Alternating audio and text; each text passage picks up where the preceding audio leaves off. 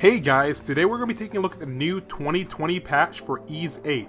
This is not a review of the full game, mind you. If you are not familiar with Ys VIII already, it's a fantastic game and my favorite ARPG of all time. Check out my review for more info. Alright, so a bit of background on Ys VIII, and I'll try to keep this short.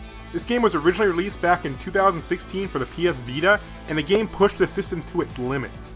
While the game offered dynamic resolution to try to keep the frame rate at 30, it would often drop even during basic combat. Around a year later, the game was re-released for PS4 with improved visuals, extra story content, and even the ability to run at a solid 1080p 60fps. However, the PC version was not so lucky.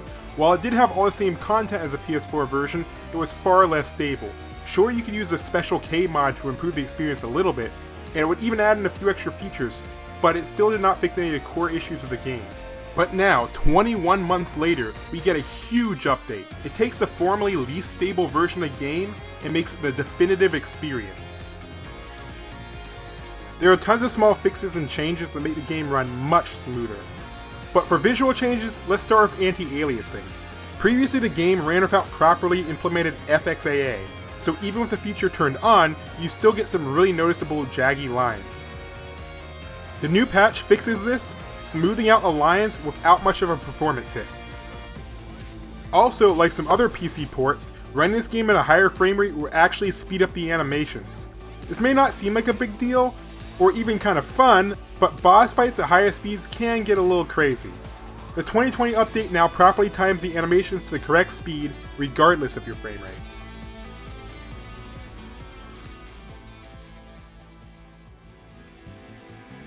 The 2020 patch adds some new features while tweaking some others. For example, previously you'd have this confusing option called render mode. This was for fixed render resolutions. So in short, no matter what you had your game resolution set to, if your render resolution was low, your game would be running at 720p. This is replaced with a new option called super sampling, and it works based on your set display resolution. Setting it to low is simply half your resolution, and setting it to ultra would double your resolution, giving you some nice, sharp super sampling. Next up is shadows. Previously you had two options, on or off, but now we have much more control over how shadows look in game. We have three options. First up, shadow casters. Turning this off means nothing casts shadows, and switching it to normal will give you the same number of shadows we had on the original PC release. But switching it to Ultra renders additional shadows, including ones for things like birds. It's not game-changing, but it's a nice touch. Next up we have shadow filtering. Basically all this does is control how nice and soft your shadows look. Then we have shadow resolution, as this determines how detailed our shadows will look before softening. To better show this, I turned shadow filtering down to normal. Now you can see just how much more complex and detailed the shadows look.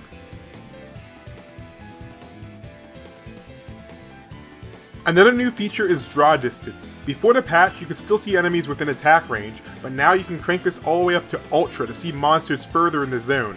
Areas you could barely even see before now show exactly what's waiting for you. Ambient Occlusion is also added, but HBAO Plus seems to change the shading on characters' skin. It's far less noticeable out of close-ups, but I think I'll be sticking to normal. This new update also features AI upscaled high-quality textures. It's a bit hard to see, but they do look a bit sharper. And when you combine the better textures, new texture filtering, and improved anti-aliasing, the visual differences really start to stand out. So already, this game looks and runs better than ever. With the 2020 patch, it easily dethrones the PS4 version for the definitive release of this game. But then they had to go and add co-op.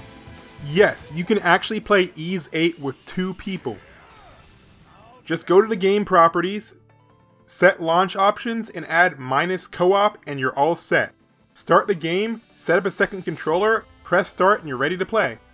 There's no online component, it's 2-player local only, but you can easily overcome that using Steam's Play Together feature.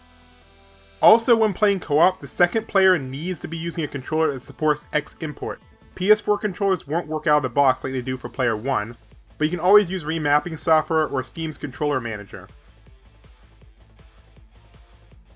The co-op feature is still listed as experimental, and I can kinda see why. The game was clearly not designed with multiple players in mind. Overall, the co-op actually works pretty well.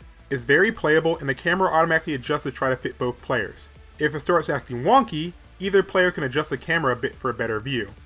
But it's not split screen, so if player 2 gets distracted, they can easily get left behind. But it's drop-in co-op, so you can always drop out and rejoin to warp back to player 1. Player 2's options are fairly limited. They can't open menus, change controls, or force you out of zones. And while you have separate health bars, you will share a SP meter and extra gauge. Player 2 also can't manually switch characters. When the main player switches, player 2 will also be moved to the next character in line. You can plan ahead by simply ordering your characters with the second slot being player 2's preferred character, but no matter the setup, as player 2 it can still be a little jarring to have your character randomly switched on you without notice. But yeah, overall a fantastic update. Even if they didn't add co-op, this would still be the best version of the game. If you're on the fence about the PC version before, now's the time to pick it up. But that's all for now. I hope you guys enjoyed this video, and I'll see you in the next one.